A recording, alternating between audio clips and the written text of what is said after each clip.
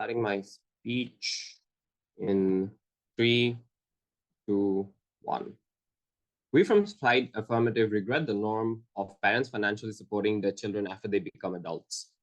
But there are a few caveats to this. Firstly, a norm doesn't mean all instances. A norm does mean majority of instances. And this is important because obviously there are times when children would be in trouble. There are times when children would desperately need financial help and the parents would be able to provide them with financial help. I think in those circumstances, we just default to the fact that they have social relationships with each other. And in those circumstances, they can indeed help them out. However, we do think that a generalized norm where they don't help them out financially when they become adults is something that is more beneficial towards society. The second thing is I recognize that negative can run here in this particular instance, that parents have a particular responsibility towards the children in providing them with a better life. But we tell you that when children are children, which they are under the age of 18, if the parents can indeed create a particular base of life for them where they give them proper education, where they give them with the skill sets that are necessary to navigate through life, in those circumstances, parental responsibility should be fulfilled. But more importantly, I think if social restructuring, but also at the same time, for children's benefits generally happen under our side, then that should be fine as well. In addition to that, if negative wants to run that children generally didn't consent to the life that they were born into in and of itself, I think then they have to run the principle that reproduction in and of itself is evil, which we probably do not expect in this debate so far. Having said that, what do we think are the burdens on affirmative? We want better lives for the children when they become adults generally, and we want better social structuring through government policies and so on and so forth. First, on why do we build better lives for children more generally? When it comes to building good habits for children, it is important to realize that a norm that suggests that parents should financially support their children after they become adults is actually harmful for them. Why? A norm creates expectations, and from expectations, you essentially structure your whole life. In those circumstances, you are not financially smart enough, you're not financially prudent enough. Oftentimes, you as an adult, even though you have become an adult from a children, you're not that conscious of saving your money. You're not conscious about when you're spending your money. You're not conscious about your own financial security and financial health at the age of, say, 19 or 20 in those circumstances. Varying in society, of some societies recognize 21 as the age of adulthood, but regardless, in those circumstances, your age of financial, your ability to understand what financial security is something that goes up the point at which you're pushed into doing this, which is to say that in a situation where the norm is that parents won't help you out, in those circumstances, we are more likely to get, for example, school systems that teach children more about financial literacy, because that's the norm is that they are to learn about this as soon as they become adults.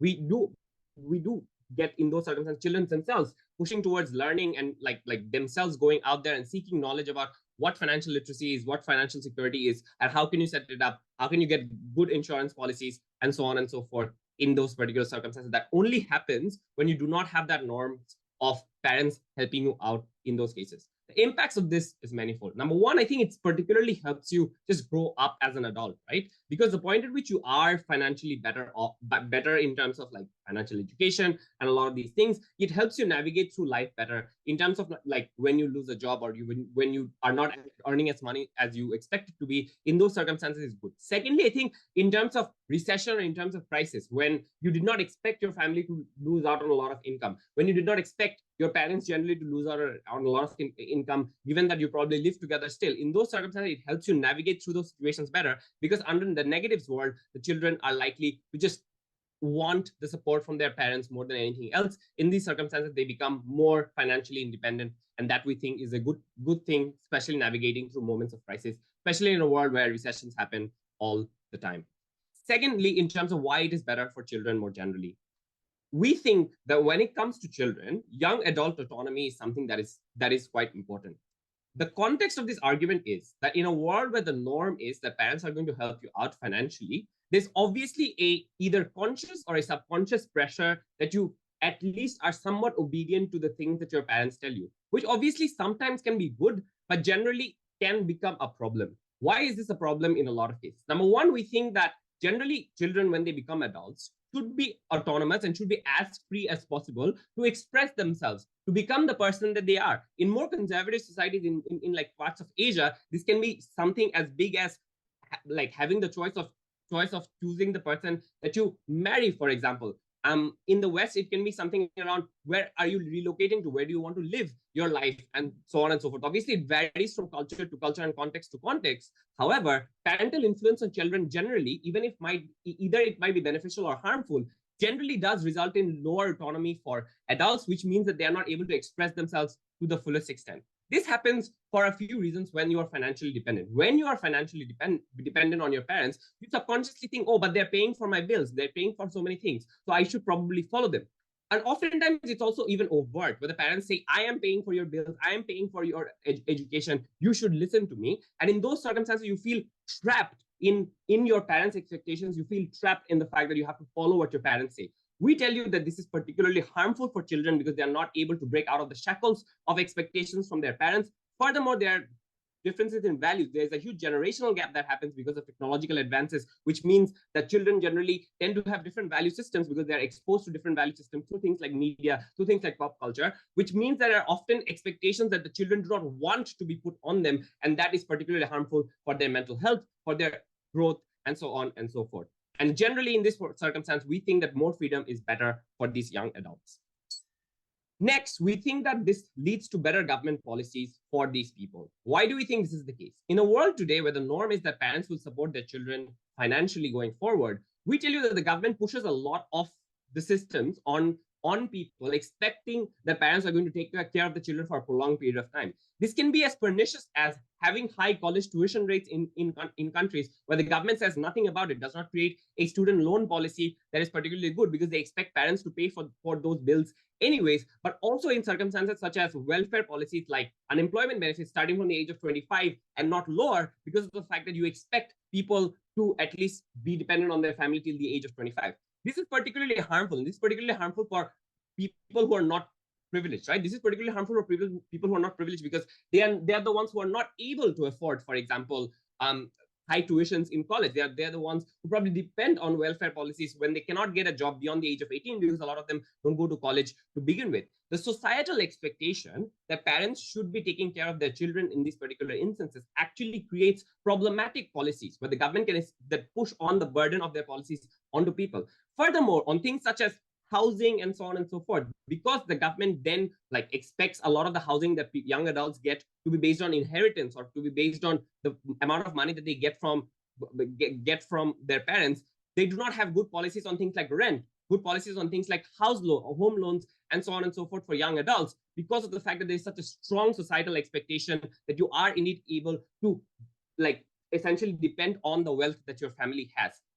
We tell you that in our world where that norm does not exist, there is a political will and there is a voter group that is demanding better off of you because they're saying we are no longer taking help from our parents. We need to be independent. And in this particular point in time, we do not have a lot of money. We are living off of what we can get. We are living off of either a part-time job. We're living off a particular job they do not earn much out of because they have just started their career.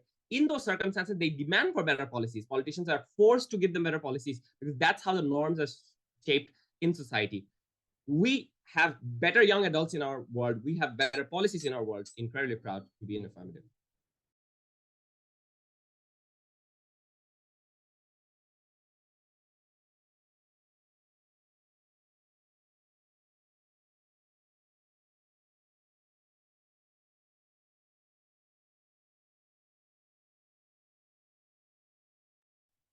Hello, can you hear me? Yep. Hell yeah, lovely.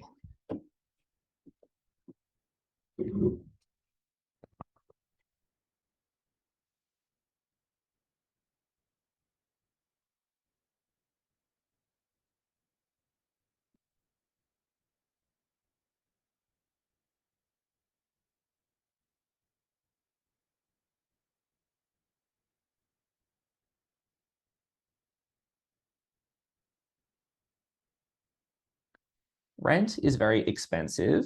Almost every single entry-level job pays really poorly.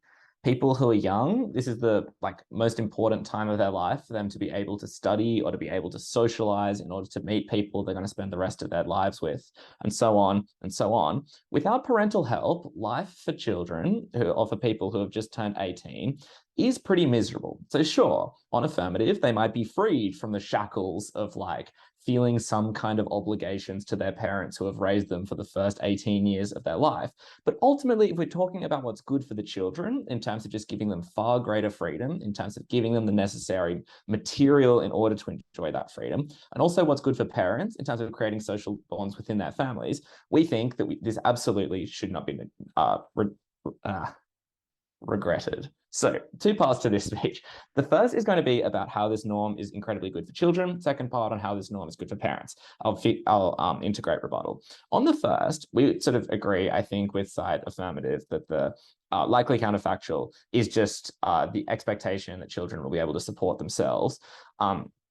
I'll respond here to the bit where they talk about how the fact that this norm exists means that there is no pressure on the government to provide things for children.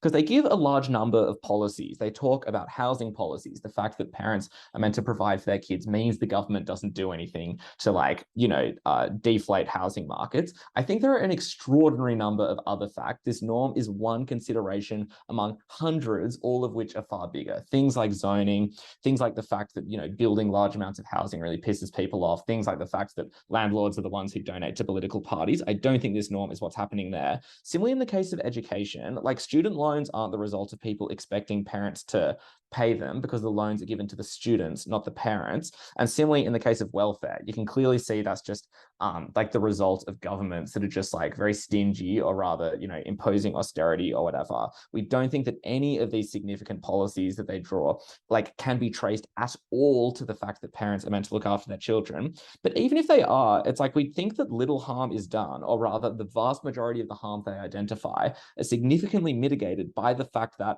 well, parents do pick up the slack, in that if it's the case that housing is a bit more expensive because you know, the government won't act, well, the fact that parents are committing extra money to their children's housing expenses sort of cancels that out. And so sure, maybe it's slightly worse than otherwise, but there's no significant harm done.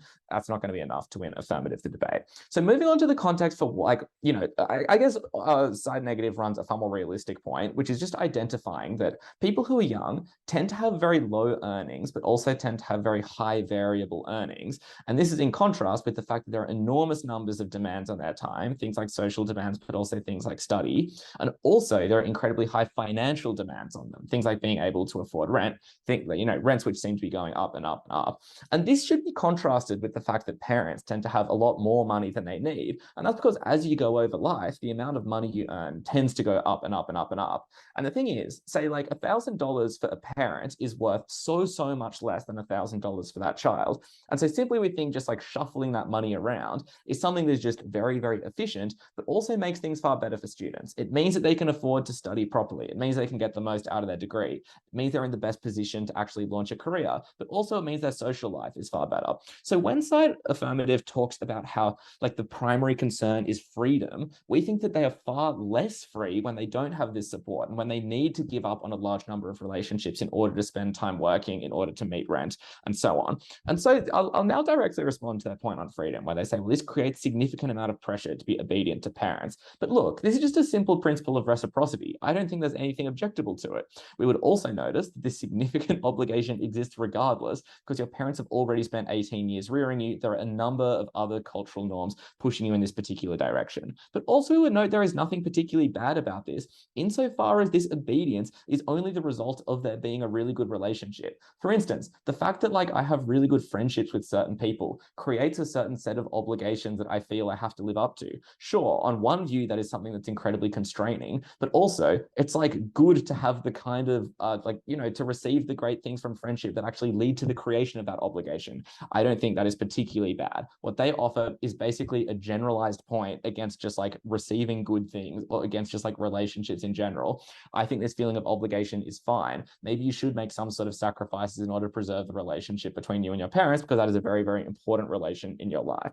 And so this has to be weighed up against the fact that freedom is far more available on our side when you're actually able to spend time with people you like, you are able to afford rent, and so on. And this is important for two reasons. First of all, children in general are the ones who are generally worse off. But second of all, we think there exists a parental obligation. Affirmative says this obligation has already been discharged by them looking after you to the time you turn 18. But given that, you need more help past the time you turn 18, it's kind of fruitless for them to just look after you a little bit and then just sort of throw you out on the curb and be like, oh, I've done enough. That's all right. And so this needs to be stacked up against affirmative's benefits, which really aren't that significant. The final one of theirs that I'll rebut now, apologies for substructure, is they say that the fact that children are supported by their parents means that schools don't teach kids how to be financially independent and look after themselves. And it also means that children don't teach themselves. First of all, we would notice that the incentive to educate yourself is still the same on either side, because insofar as you have money, you want to be able to use that money well. You want to be able to save it. And we would note that it's like people who are like grindingly poor and people who have like a pretty comfortable amount of money, like around my age, like it's not like the ones who are grindingly poor and who are way more desperate are the ones that are way better at managing their money, because there is this like increased incentive for them to manage their money. Everyone has this incentive to do it. The reason schools don't teach it and the reason children don't teach it is like just a mix of a large number of other factors. But second of all, we would notice that the more parents are involved in supporting their kids' financial situation, the more like the better they are able to teach you. Because for instance, if your parents are like the ones who are paying a certain fraction of your rent, they're going to be like, they're probably going to be a lot more concerned with your good managing of your financial resources than they would be otherwise. And this is important because they're the ones who actually know the most about managing money. They're the ones who can answer your specific questions. So if anything, we think financial literacy is actually better on our side. But again, financial literacy doesn't really matter much. It's like you can be as financially literate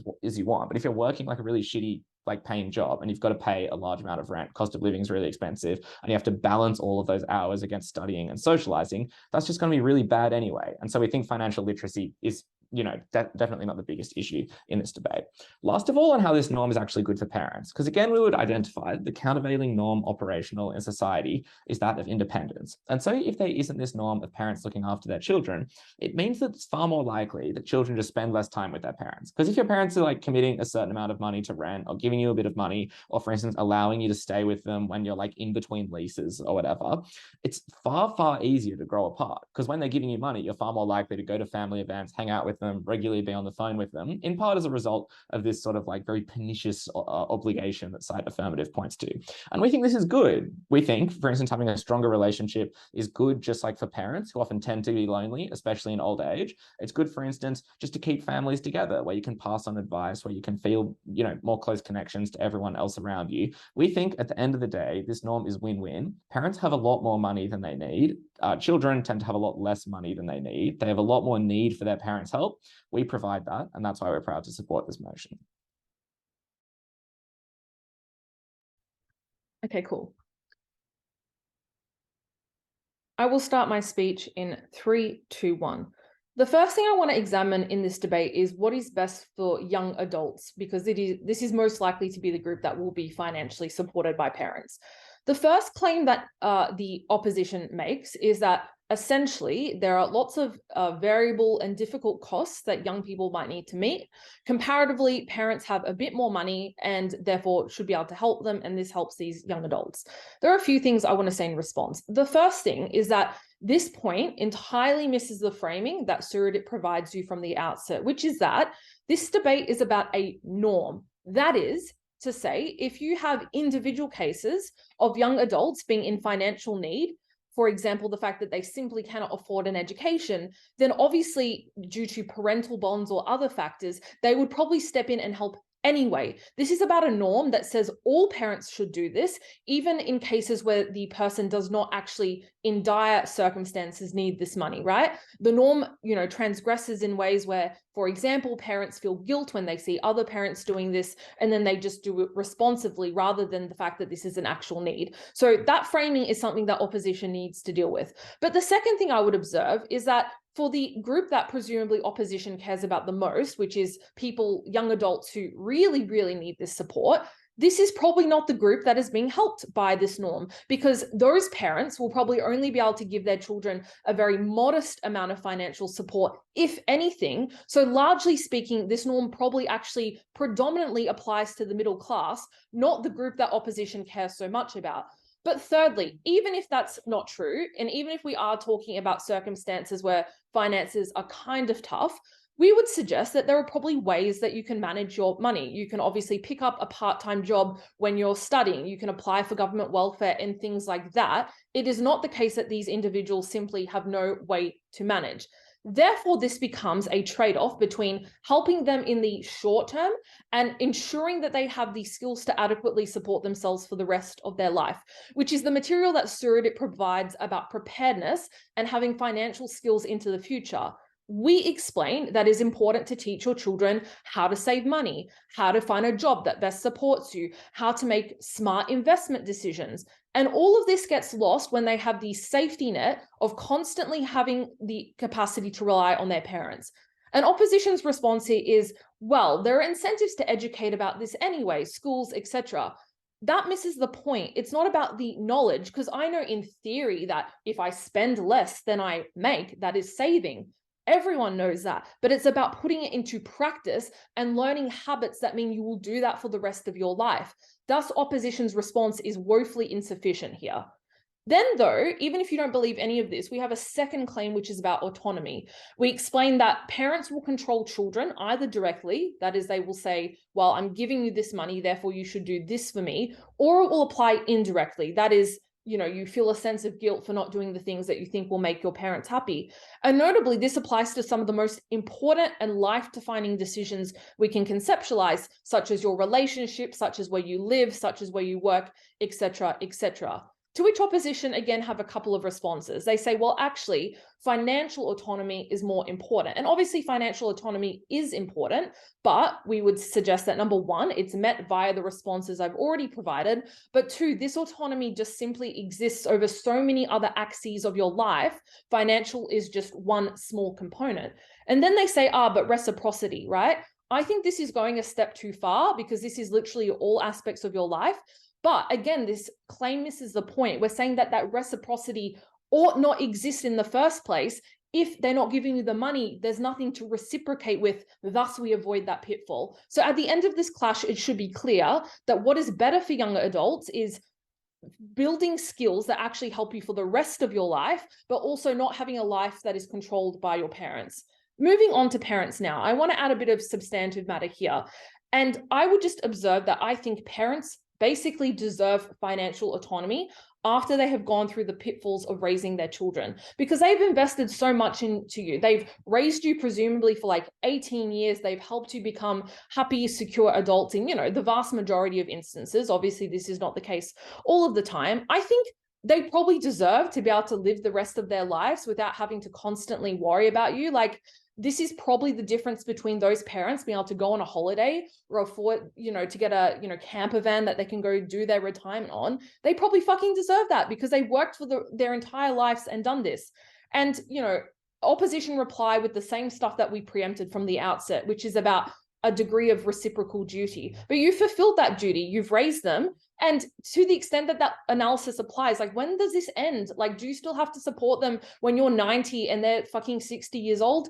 I don't think so. But if you care about duty to children, you should also care about the duty to everyone else in society, which I will talk about in my final point, who does not have the capacity for their parents to financially support them. So that is like the trade-off that OP need to engage with. Then on this, they say, but this will actually make parental relationships better and actually help parents in the vast majority of instances. I think two things. Firstly, this can obviously be achieved in other ways. Like, how about understand what your child's interests are, talk to them about their university degree, engage in literally any aspect of their life to cultivate that closeness. I do not see why it has to be via finances. But secondly, if anything, this makes parents more lazy in that department because they can rely on the fact that they achieve their closeness through financial proximity, not actually developing a genuine relationship with you. So I actually think parents falls to us. The final thing I want to discuss is inequality, because Sourodip, I think, makes a very clear claim that the existence of this norm means that governments can clearly obfuscate many of their responsibilities by not providing adequate support to this demographic, namely young adults. To which opposition have a couple responses. They say, but there's so many other factors involved. I just think this is such a lazy response, right? Yes, there are other factors, but in many cases, this can be a significant tipping point that allows governments to justify these policies. And at the very least, even if the same amount of policies would be implemented in the status quo, it allows politicians to further justify the implementation of harsh policies without a sufficient debate about them, right? And then they say, but it doesn't matter if we don't get as much good government support because this is made up by parents.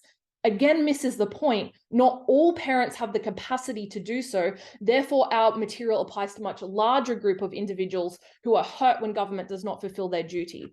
I'm going to also add one more substantive mechanism here, which is that we also get a more disproportionate unequal playing field at the point where this is a norm. Because if you have middle-class people that are supported by their parents, it means they can do things to further their own circumstances that less privileged people do not have the capacity to do. So for example, if you're financially supported by your parents, you don't have to work at university. You don't need that part-time job, which means you have more time to study. But the person who is not supported by their parents has no such capacity to do that. It means you further and further entrench an unequal playing field. In weighing, finally, why do we win this debate? Because I think, firstly, the people that we help are probably the most vulnerable and probably exist on a far larger scale than the group that opposition at best can help. I think, secondly, our material is definitely non-contingent insofar as parents deserve the capacity to live their lives without the shackles of this norm. And thirdly, our benefits around autonomy mean that you can make decisions in all other aspects of your life, not just those concerning finances. And for those reasons, very proud to propose.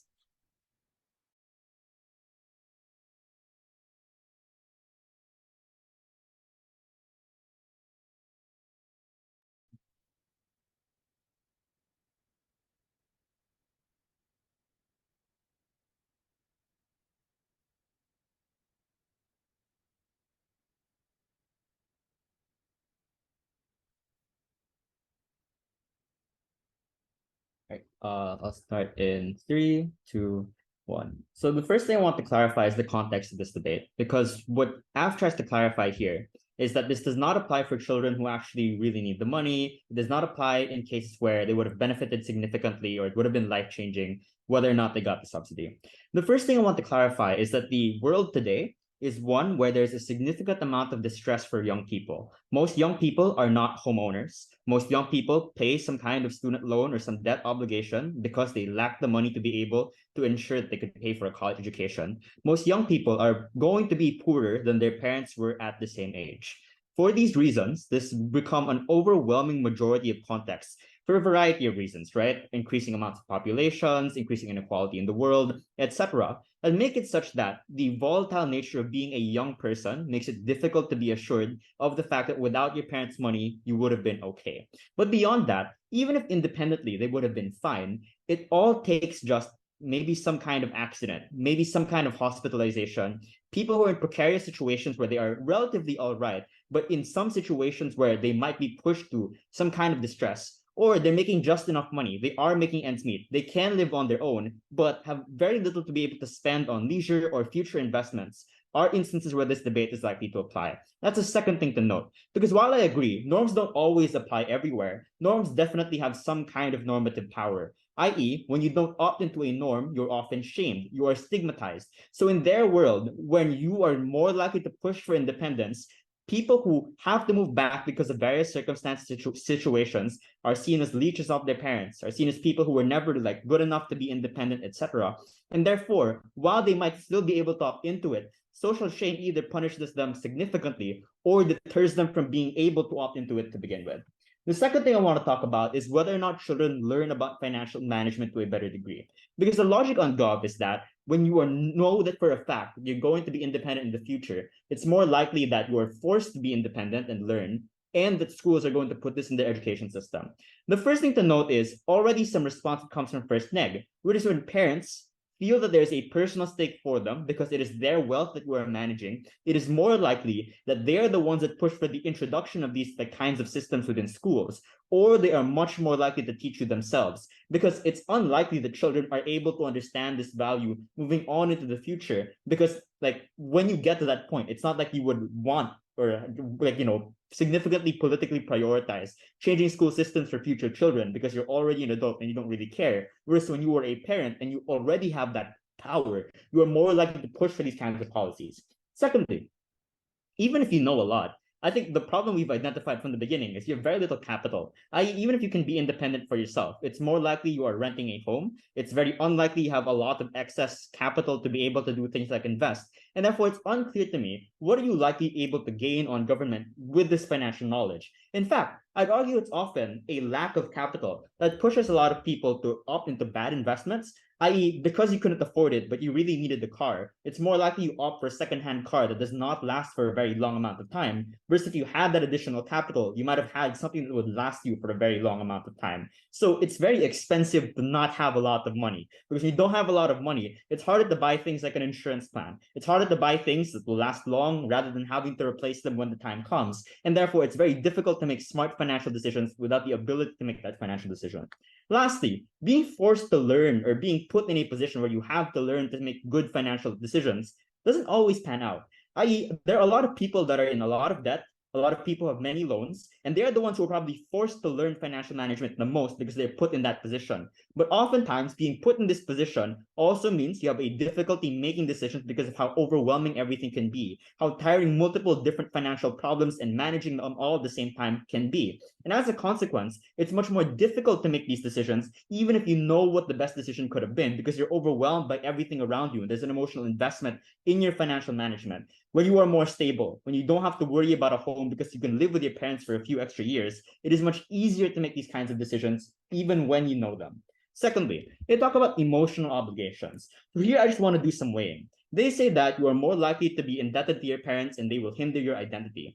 We say that being able to have some kind of greater financial empowerment is better for you and your identity as well. How do you weigh these claims? The first thing I want to look at is time, i.e., how much time can you really invest in your identity? Because while you might have more independence on gov, the question here is, if you are more likely to need the money, it is more likely you are spending more time after work being able to trying to work overtime and get more money. It is more likely you are spending time trying to make the smart decisions that they're talking about, day trading, stressing yourself out, etc., such that it's difficult to understand how you can meaningfully exercise that identity with the limited time that you have, especially when young people are some of the most overworked people of all time. Secondly, it's a degree of power that matters here. So while we agree, parents probably have some power over you, especially when you are financially indebted to them, we'd argue that it's the same case with your bosses, with you really, really needing a job on their side of the house, because you know that if you quit your job, no one is going to look after you. Those kinds of things now have to be assessed in terms of what is the relative scale of power that exists here. And we'd argue it's much better to rely on people who probably love you and have some degree of affection for you, knowing that even if they make bad decisions for you, you can resist, you can negotiate, you can reason with them to a much greater extent, rather than if you are much more dependent on a job, on a boss, you are disposable and much more likely to be replaced because there's little affection there in that kind of relationship. We'd much rather have parents be the one to have power over you. Lastly is just capacity. Being able to exercise your identity is expensive. Even if, as First App points out, you might not have the fullest choice of who to marry, marrying is a very financially expensive decision, and the ability to do it is one that requires a lot of money to begin with, one you'll probably have to save up for many, many more years in comparison to on up, where you probably have at least a greater ability to do it at a younger time or the ability to do it at all. So for those reasons, I think the relative scale of where you have more power and independence over your identity is far greater in opposition. But lastly, they say that building genuine relationships is not good when you make it out of financial independence. I don't think most parents and children lose their relationship solely because they lose the ability to have money transferred from one another. But it is oftentimes the ability to have that, not forced, but rather the opportunity to interact. Because a lot of the time, parents and children lose their relationship just because they lose contact, right? It's not an active thing. It's not a bad relationship. But oftentimes just losing the ability to spend time with someone that over time becomes a norm, over time becomes more and more missed calls, etc. Being able to ensure that staying at home is a more normal thing. Being able to ensure that being able to meet up, talk about these things, and be able to make financial arrangements also ensures a greater amount of emotional obligation and emotional gratitude, especially for children to their parents. Lastly, on government policy and inequality. The first thing to note is, as First Neg points out, there are so many different factors here. And while parents could be a factor, I want you to weigh the likelihood of a significant amount of wealthy individuals being okay with more redistribution versus parents just wanting to give their children a greater amount of money. And as a consequence of this comparison, I think with the many different factors to consider about wealth redistribution as a policy in general, there's so much more pushback Whereas here, where shifting the norm is more likely to lead to a direct consequence. But secondly, in terms of inequality, it is far more likely that what you do earlier on in life, i.e., what school you went to, what high school you went to, whether or not you could afford college, make much, much greater impact in the life you're able to live moving on into the future, versus where you have more people, more time, because your parents are able to invest more time in you over a long period of time to be able to correct that relative scale of equality that your family is born into. I think it's a far greater equal capacity for people to live a decent life. I'm very, very proud to oppose.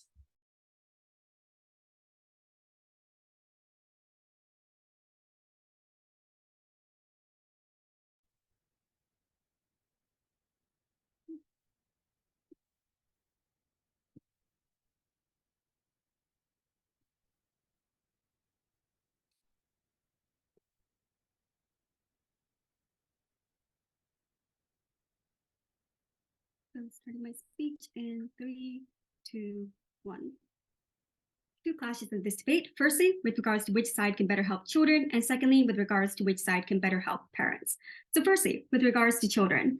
So there are three things here. Firstly, with regarding our point about government narratives. So I think negative had mainly two responses with regards to this. The first thing they said, coming from the first speaker, was that there are other reasons why the government is not helpful, and that it's not necessarily going to be the case that just because young people are more angry, this is all going to change. But I think, again, Jess already responded to this when they pointed out that it's a question of scale. If you have more young people who are more angry on our side of the house for the reason that they have less financial capacity, they're more likely to show up in elections. And that's very important in countries, for example, in the States, where it's literally 1% that's determining whether a Democrat that supports canceling student debt or a Republican that wants to increase taxes on the poor is the one that gets in power. So we can make a significant change for people on the ground with regards to this. But secondly, they said that even if there's more financial toll on young people, parents can make up for it by paying for it. And maybe that's true for the middle class. It's certainly not true for the poorer class, whose parents also don't have access to financial capacity. So yes, the middle class might be saved on either side of the house and their parents can pick up the tab. That's certainly not true for the most vulnerable people in our society who are going to be totally fucked in the world of opposition, right? So I think they clearly win and are easily able to take over on providing more government help for the poor. Then the second thing they say is, but we're better able to help children build more financial capital over the long run, right? So the first thing to clarify here is for the most vulnerable people in society, right? I think that this is an actor that's either not going to be saved on both sides of the house or not going to be saved on either side of the house, right? Because we already told you that if we're talking about children who are super duper poor and have no money, their parents also have access to no money. So even in a world in the opposition where this narrative exists, presumably they're not going to be able to save those people. But secondly, even with regards to the people that Miko mentioned that suddenly get in an accident and all that, if your child gets in an accident, you're more likely to prioritize the love that you had for your child that you raised for 18 years every single day, more than some snotty remarks by your neighbors about how you're spoiling your child. So in those dire circumstances, you're likely to provide financial help for these people anyways, right? So even if what Miko says is true and there's some level of stigma about providing children with money in our side of the house, still parents are more likely to prioritize their love for their children if their children is really in such a dire situation that they actually need the money or they're literally going to die, right? So I think that we're able to so I think in that case, the poorest people in society are going to be not really it's not a asymmetric actor anyways, right? Then the question is more about the middle class or the people who can actually afford to pay their children to some extent, right? And then they say that but having a lot of initial capital helps you build more capital in the long run, right? Firstly, again, at best, this is a middle class argument. Still, the poor people are not going to have the initial capital to invest in the first place. And as Miko points out, this is the majority of young people and the majority of the population that we're uniquely able to save on our side of the house. But secondly, I would argue that this is just unlikely, right? Firstly, notice that there's absolutely zero mechanism on the side of opposition about why people use this extra money that they have rationally on their side of the house, right? And you gave you several reasons why they were unlikely to, right? For the reason that these are people who are straight out of university university, they have no access to financial education.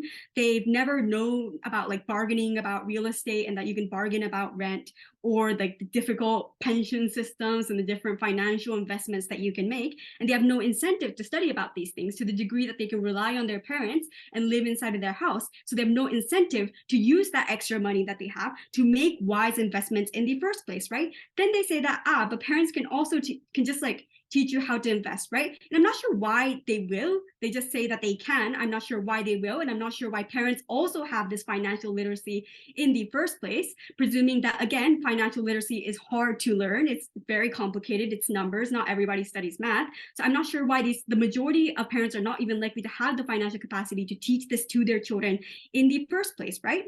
But in the first place, right? Compare this to our side of the house, right? Where we're better able to educate children and better able to pressure them to make better financial decisions, right? Firstly, because we're able to have less dependency on parents, which means that young people literally don't have money in the bank. They have to make immediate decisions. It's an extremely urgent issue for them, whether they're able to solve this or not, which means that they have an immediate incentive to, even if it's hard to study finance, they have an incentive to seek out YouTube channels. They have an incentive to try to read blogs to help them better learn these things. But secondly, right, because there's a larger population of young people who are interested in financial literacy, there's a larger access to educational resources to try to teach these people how to become financially literate, which, by the way, again, helps the most poor people who cannot be saved on their side of the house because they don't have access to these resources, but are exclusively saved on our side of the house when we have more abundance of these YouTube videos, which can get more views because more young people in general are interested in financial literacy, right?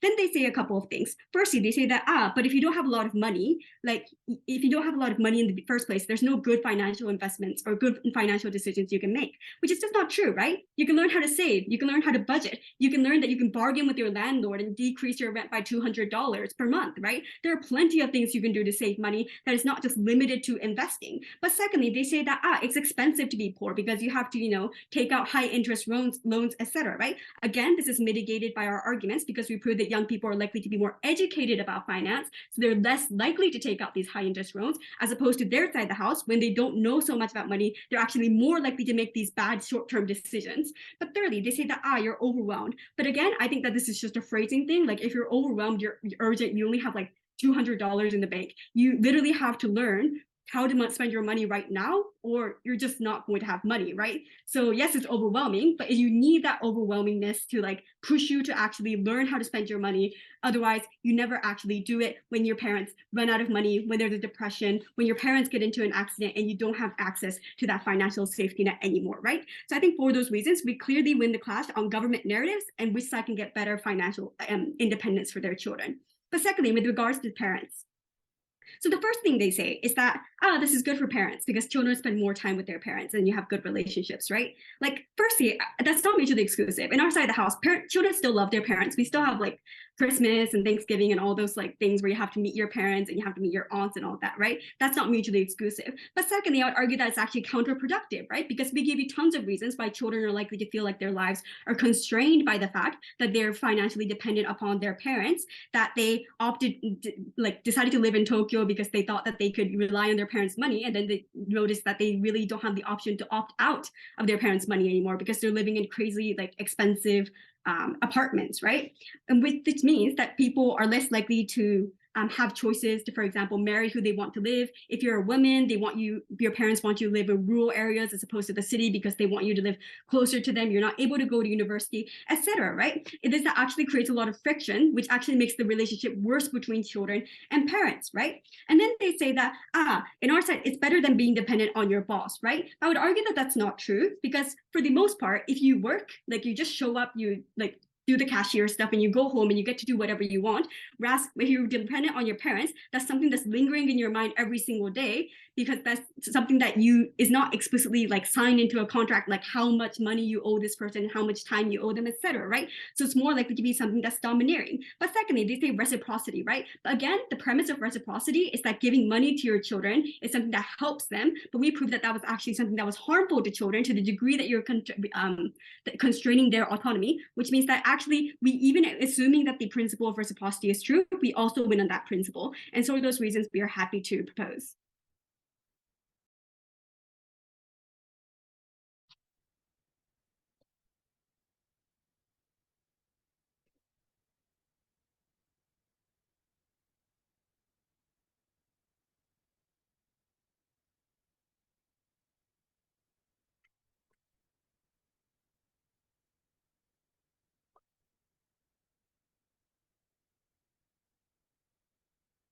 The weighing in this round should not be towards individuals who already have a ton of money, who already have the ability to buy things like trailers and DPM, because maybe it's not a trade-off of the worst case scenario where someone is facing destitution, but it's something to the trade-off effect of picking up an extra part-time job, which, although affirmative says is something that makes people stronger, is something that precludes the vast majority of people to meaningfully pursue investments in their human capital, in their education, and in the formative years of their lives, which should be relatively happy, which should be relatively fulfilling.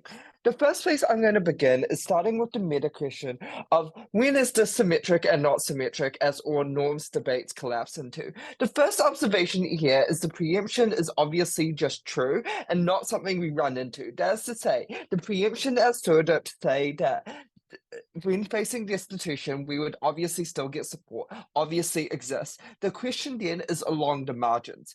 They say, well, this acts as a safety net, which makes it so people are deterred from actually pursuing autonomy and independence. But obviously, the average young person does not want to be wholly contingent on their parents, and when they are pulling the strings in a controlling way, that is not going to be the type of parent that would have been affected by this norm, which is built on things like societal expectation, built off things like being shamed or feeling a positive obligation there, because they are motivated by things such as their social conservatism, such as wanting to control their child. So in those cases, they would have used this money as a form of control. Secondarily, this would not have been the bulwark towards social change. For the simple reason, at Mark, we told you it was a very, very high bar, given we are living through historical times with a set of other voting issues, e.g. election integrity, e.g. COVID denialism, e.g. the war in Russia-Ukraine. Those are obviously issues people would more likely vote on. But even within economic issues, things like global warming, things like economic insecurity outweigh. So this has a very high bar, but Jess's response is to say, well, elections are knife edges, so this is obviously something that is like at least marginal at best, as in all arguments are marginal. But here is the flip that is so devastating to their case. We explain at Miko why it is that when entire family units have to face this decision as a whole, they are the ones with voting power. The heuristic here you should test is when has an election been won by the youth vote, who are noticeably less likely to turn out, who are less likely to be politically engaged, versus a polity that is going to be more engaged when parents have a feeling of needing to pay for their children's education going into university, when they actually know what those costs are like. Because it's not just a Thanksgiving conversation per canon, but rather a conversation that you have to face on your pocketbooks over and over. The final thing to say here is they say there's a unified model then where you teach this child better when they have to learn from YouTube videos rather than their own parents. The first thing is that most of this YouTube advice is just algorithm push and more likely to be scams, get rich quick schemes, things like crypto, things like MLMs. Even if not that extreme, it's Sigma grind set bullshit, which does not apply to the vast majority of cases.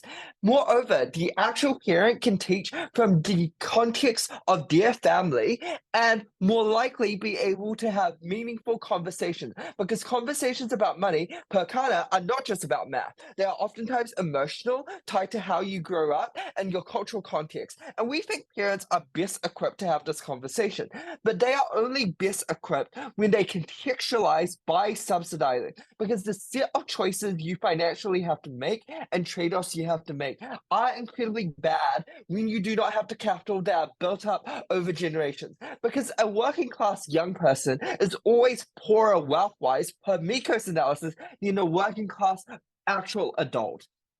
The second thing I want to ask is whose preferences should we weigh? I've already alluded to an example why we should prefer the younger person, but here are a few more reasons as to why that is true.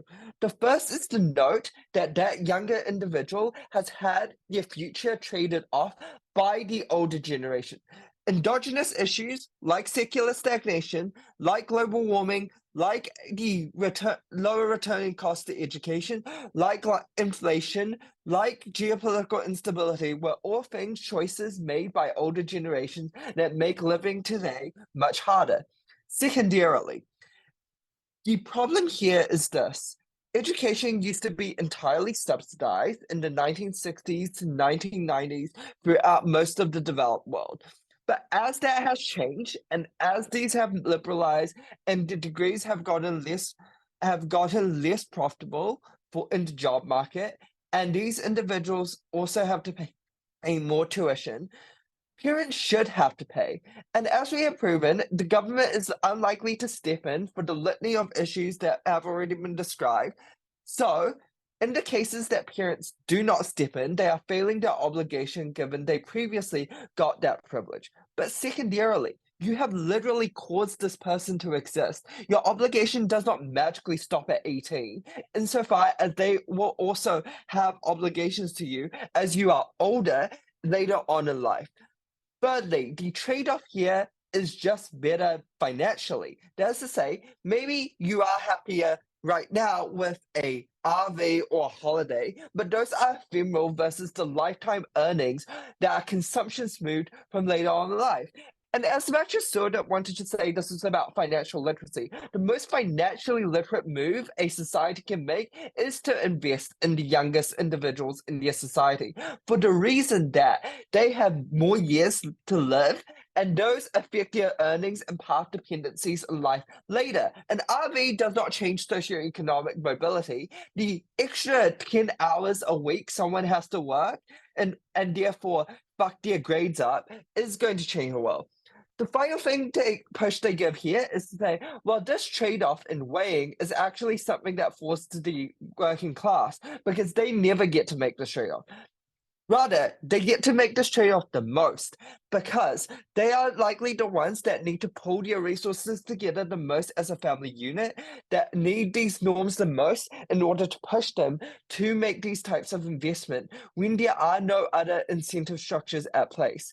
When these social norms are strong, they mean not only parents are pulling their resources one-to-one, but as a communal whole, multi-generationally, that lead to these social economic engines that are necessary to function. Because in their absence, government was not going to step in. In their absence, YouTube videos were not enough to teach financial literacy. In their absence, the large amount of boomer wealth that was built up in property, that was built up over generations, was never going to be spent on things that mattered, like education, like getting young people to work less and study more and make investments in their human capital. What it was likely to do was, as DPM said, be spent on things that maybe those boomers and older individuals felt like they were owed, things like a holiday, things like a RV, but those are not actual things that made society better and not at all what young people owed their parents. Very proud to oppose.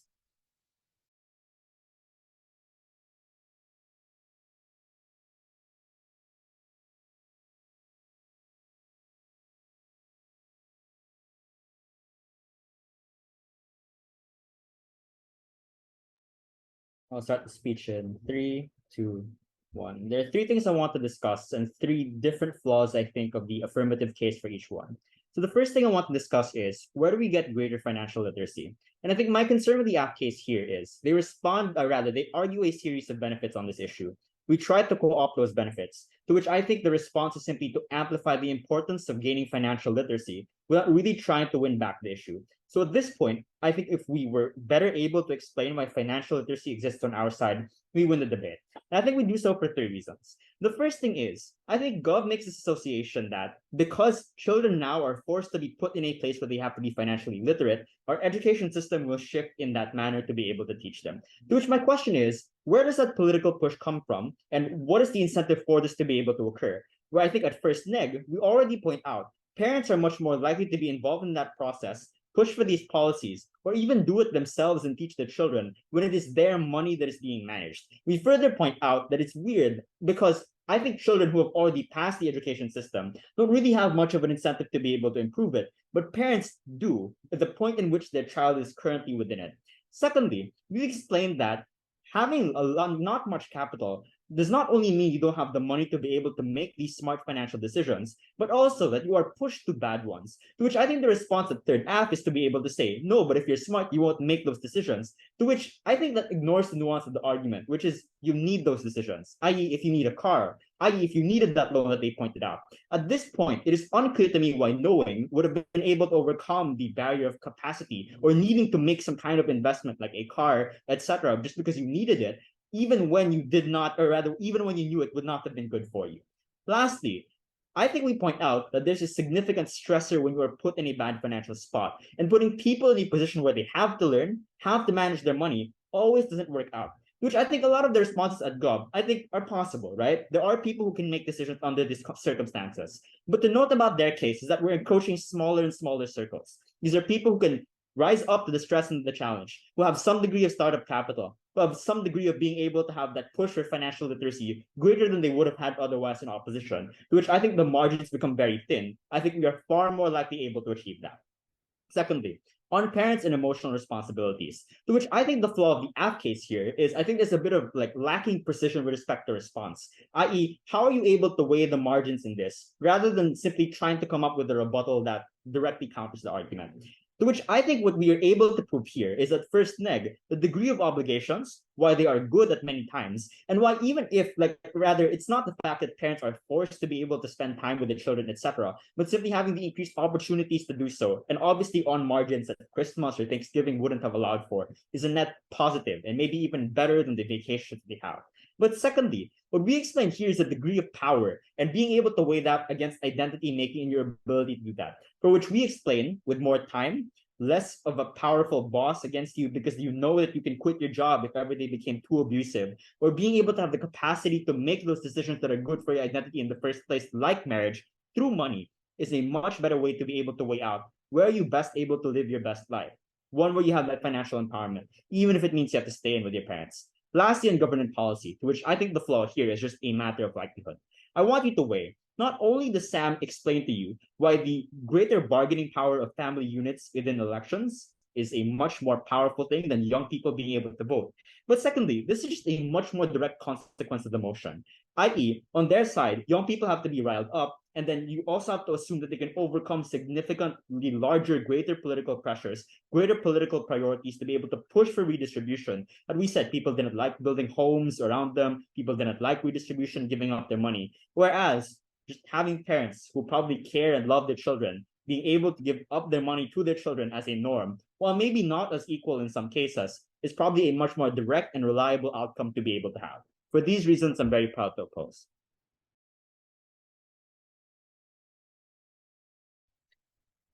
Okay. Wait, just checking. Sound works. Yep. Okay. Starting in 3, 2, 1. Second neg says the weighing of this round should not be in favor of those who are already financially secure.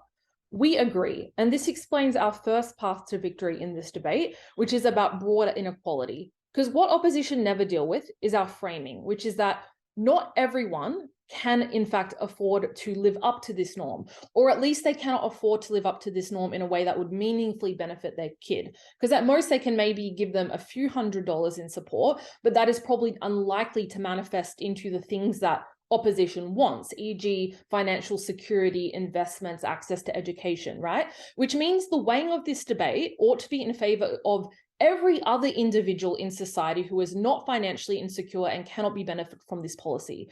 And here we explain the tipping point around government policies which could change. And the only response that we get consistently from OP is the idea that there are so many other factors and this is just unlikely to be a tipping point, and there might be, better ways to do this, for example, parents. But that ignores all the analysis that we provided you consistently about the fact that many elections are in fact marginal, and that there are in fact many instances where young people have more political power than older individuals do. Even if that was not the case though, opposition completely ignores the second mechanism I gave in my speech, which is that even if we don't achieve any governmental change, at the very least we even the playing field more, such that middle-class individuals now can't get away with, you know, not having a part-time job when they're studying, when poorer individuals obviously cannot ever afford to do that. Therefore, they always have to play catch up when those other individuals can take more time to study and those sorts of things. So for everyone else who is less financially secure, our side benefits them the most. Then let's talk about those to whom this norm applies. And our main path to victory here was to explain that even at best, if you buy all of opposition's stuff about better financial security, there is a trade-off, which is the autonomy as a result. And note here that all of opposition's arguments about reciprocity don't really stack up to anything, because even if you buy reciprocity, that still results in those children having autonomy lost, which practically hurts them. And I just say that this is so much more important because, like, yes, financial autonomy is important, but you can still probably make do. If your autonomy is constrained in every other aspect of your life, who you marry, what your job is, where you live, like literally everything else, that is obviously far more numerically significant than just having your financial autonomy constrained. But I would suggest we even won this point as well, because we explained that in terms of meeting the immediate need that opposition describes, you probably don't need a norm to do this, and there are other ways to manage. But the trade-off and what is lost as a result is financial preparedness and actually understanding those things. And here opposition kind of reduce our argument, I think, rather unfairly to like, oh, you'll just get some more YouTube articles, like YouTube videos. No, we explained that it's not enough to just watch these things. You have to learn them, to which they then say, but the parents will help you learn. Like maybe at best they'll help you invest in something, but if you're doing financially, you know, pretty well, you're never going to learn to save. You're never going to learn how to cook a budget meal and all the things that are actually necessary if you fall on hard times in the future, because your parents' future wealth notably is also not guaranteed. So we win that point too. But our final path to victory was just to explain that even if you don't buy any of that, parents still deserve an opportunity to live out the rest of their lives in happiness. And the simple response of, but holidays are just not important, like, I think they are. I think if you've financially supported your children your entire life, you deserve the capacity for happiness at the end of that life. And on the parental relationship, we also dealt with opposition's claim here too, by pointing out that you could obviously increase that closeness in other ways. And in fact, this creates a laziness where you could otherwise create that relationship in a far more meaningful sense. So for all of those reasons, we were very proud to propose. Hi, everyone. Thank you so much for the debate. I felt this was a very tight debate, but one that eventually went to the negative team. And I felt it was tight because teams A assumed the behavior of certain individuals or what they would prioritize based on their behavior. I.e., we get some arguments that children probably prioritize economic mobility over autonomy, or the other way around, or that parents probably prioritize, say, being able to constantly be around their kids as opposed to being able to have freedom. And I think what struggle I had was, while these arguments were robustly argued for why they would manifest, it wasn't fully weighed out which one is actually their priority. And I think that is a symptom of A, not having a very clear identification of who these actors probably look like or where this is contextualized. Are they what social class or what are their likely behaviors to be? And I think it became a bit hard in certain respects to break those deadlocks. But also secondly as well, I think it is a function of not being able to fully weigh out which one is more central to the interest of these actors. And I think being able to clear that up, I think would be better and more helpful. But I think the secondary thing is we get a lot of really good engagement in certain respects about financial literacy, about where autonomy is probably better off, where social benefit would likely happen. But I think there's an unclear conception of what the norm looks like. And therefore, even if I'm to believe certain conceptions of what actors may be, it's not really clear to me how they're interacting with the norm, because it's not really clear as well to what extent is the norm powerful. Can people really opt out of it? And I think being able to clear that up would be extremely helpful to clear up the debate a lot more. So there are three broad ways that I think negative wins on three clashes. The first is on what's better for children. The second is on what's better for parents. And then the last is on social benefit. And I think the first clash about what's better for children is pretty large in that I think both teams generally agree it is most crucial and central to the debate. So let's go over it then. What's better for children? I think there are broadly two subclashes here. The first on economic mobility and the second on autonomy. In terms of economic mobility, the broadest neg claim that we get here is that life is very hard for young people, i.e. rent is really expensive. Virtually no one is a homeowner, if you are a young person, and as well, you have a lot of social and emotional costs attached to being young because you have to either study a lot or you have to socialize a lot in terms of being able to build your career. It comes at a trade-off of being able to make money or be employed at a job.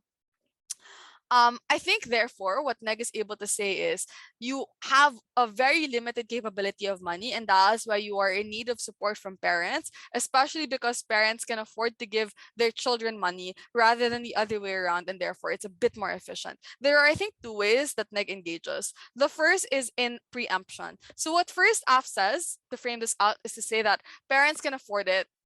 If they can, then they can still help them because it's about the norm and not so much as a everyone has to fulfill, i.e. they can still opt in the case where they need to. That's brought back by second AF. I don't think this is fully sufficient because, as second Neg points out, when you're pushed towards independence, potentially you might be shamed from seeking help, and therefore children are not able to actually approach it. I think that response is quite sufficient at being able to say, if it is a norm, then it is likely to be quite strong and effective. While third AF, I think, says that it's probably less powerful than the love that parents have for their kids, and therefore parents will still prioritize the love that they have for their children. I don't think this fully engages with the second Neg response that even if parents do give them love and do give them support, then kids will just likely not reach out. That, I think, is the crucial point of the actual response. I will flag, I think this is relatively tight for the second reason I provided earlier, that I think the consumption of the norm is unclear to how much powerful it is, but I think it is quite effective at second Neg to say that people are probably likely to not reach out due to the way that norm probably punishes people and deters them due to social shame. I think the second way that affirmative responds is on the idea of financial literacy. So broadly, what affirmative says is that when you have better financial literacy for younger people, they grew up better as an adult that is more ready for financial crises and potential recessions. Because now, when you are told that you will not have a safety net, you're more likely to want to study yourself. I think there are a few ways that negative beats this claim. The most crucial way that I think they beat the claim is to say that when parents have a stake in it, then parents will likely teach you financial literacy more and will likely lobby for governments to want to teach it more because it's their money that you're using out. I think that third AF responds by saying it's not clear how parents can teach this to their kids because they might not fully know it, which I suppose is fair. But I think that as third Neg points out, it doesn't need to be math. But I think that's a weaker response. But also, secondly, as generally Neg points out, I do think that regardless of parents being capable of teaching, what they do to flip the argument is to say that parents will be able to utilize political will and will be more incentivized to actually make students understand financial literacy more because it's their money. I don't think that's something that affirmative is fully able to respond to in terms of the flip. I think the other ways that Neg responds is to say that you still have an incentive to learn about it. I think second AF beats this claim by saying it's not about the knowledge but about having a reliance on safeguards. But I think regardless, it's not able to fully flip the initial response I provided earlier coming from first and second Neg. And then the last way that negative response to this is to say that it's probably not the biggest issue because even if you have financial literacy, you do not gain anything from financial knowledge since you do not have capital, because in the absence of capital, you're probably more likely to make sketchier decisions or probably going to be a lot more stressed. And I think this is the additional extension we get coming from second Neg. I think the major response we get here coming from AF is just, well, if you have financial literacy, then you will avoid bad decisions. But I think on either side, it's not clear to me which one is more or less likely to make bad decisions. I think slightly, I am more inclined to believe second Neg, who says that you are likely to not make as much smart decisions or not consider financial literacy at all if you don't have capital because you will likely prioritize your short-term needs. But I think these are things that Neg as a whole could be clearer about. I just do not think that ID team fully explains that they have worse or better decisions. I think what stands at least though coming from Neg is regardless of good or bad decisions, you will not have sufficient capital and that will likely hamper individuals. I think that's something that Neg is better at being able to explain based on the frame that they run about the context that a lot of people probably are in, i.e. them not having a lot of financial capital. At this point, therefore, in a debate, I think Neg is able to say that economic mobility is probably far more limited on their affirmative side. And that's why potentially they're not going to have very good experiences in terms of decision making, but also that they're probably going to be hurt as well because they probably are going to not be able to ask for assistance from their parents when they do need it. And I think the mechanism of financial literacy is insufficient to resolve it, as Neg points out. The second subclass here is about autonomy. Broadly, what affirmative says is that there's better autonomy for kids because you're less dependent and there are less social expectations. I think Neg responds to this in two ways. The first is to say that expectations and reciprocal obligations are actually good to be able to provide for parents, which we'll discuss in more detail in the second clash.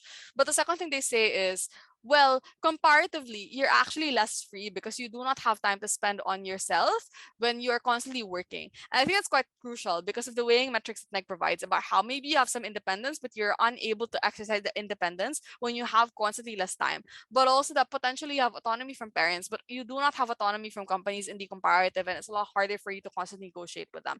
I don't think that is something that affirmative is fully able to engage with in terms of autonomy. And so I think what NEG is successful at is two things. The first is to make autonomy contingent on economic mobility. And therefore, I think NEG's strategy here is able to reap the benefit of winning the economic mobility subclash.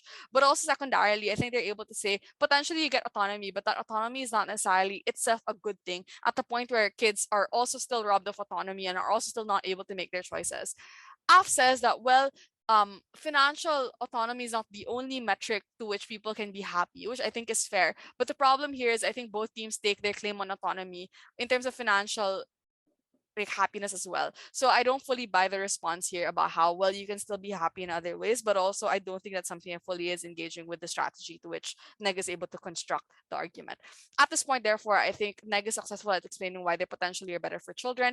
And given that I think NEG explains that children probably are more vulnerable actors because they do not have money and parents can afford to provide for them. But secondarily, that parents have an obligation to children because they brought them into the world.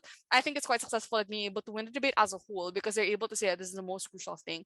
While I think affirmative does push back against the obligation aspect when they say they've already fulfilled the obligations when they raise the kid, I don't think that is something that is fully able to win out, given that I think negative still has the claim that they are indeed vulnerable individuals. Next on what's better for parents. So broadly here, what affirmative says is that it's good for parents because to oppose the norm or to regret the norm because they deserve to be independent and not provide for kids constantly for the rest of their life. I think that negative is able to explain that it potentially is better to keep families together and have reciprocal obligations to their parents because otherwise you will probably drift out. I do flag that I don't think this is something that is fully explained, i.e. I think it's slightly assertive coming from Neg here for why it is exactly that you would have a destruction of familial relationships with your parents. I think third affirmative generally explains that you would still have a lot of holidays. You will not actually hate your family. And I think this response is insufficient coming from Neg, insufficient to explain why you would have significantly better relationships. But I think secondly as well, I think AF is able to say, even when you do have reciprocal obligations, kids will still feel constrained by their parents because they feel trapped by their parents and therefore will have less choice and there's going to be some level of resentment. While I think this material could be a bit more strongly, I do generally think that AF is quite successful at being able to say it's better for parents. But again, as I point out, even though affirmative is able to say it's better for parents, I don't think it's able to overtake the claim about why it's better for children coming from NEG as a whole and the weighing mechanisms that NEG provides. The last thing I want to flag is on social benefit. So generally what affirmative says is that governments pass on burdens to families if parents are expected to take up this job, which means that minority and marginalized groups are hurt because you have things like high student loans when the governments are able to justify it, especially as a tipping point to justify policies for marginally won elections. I think NEG responds broadly to say that there are other factors that affect governments like corporations and austerity measures and other issues that are as massive, which means that people would most likely move towards that rather than the norm. And while I think affirmative broadly says that elections indeed are marginally won, I don't think you're fully able to explain why these things would be sufficient in terms of the decision making that governments have. I don't think either team really fully explains this, and therefore it just becomes a bit hard for me to assess which team is winning out on this clash. And so I think at the end of it, it becomes a non-voting issue. At the end, therefore, I think negative wins in terms of what's better for children because a lot of the case is contingent on it and both teams weighed out that this eventually is the most crucial part. Eventually, that is why negative wins. Thank you so much for your time and all the best.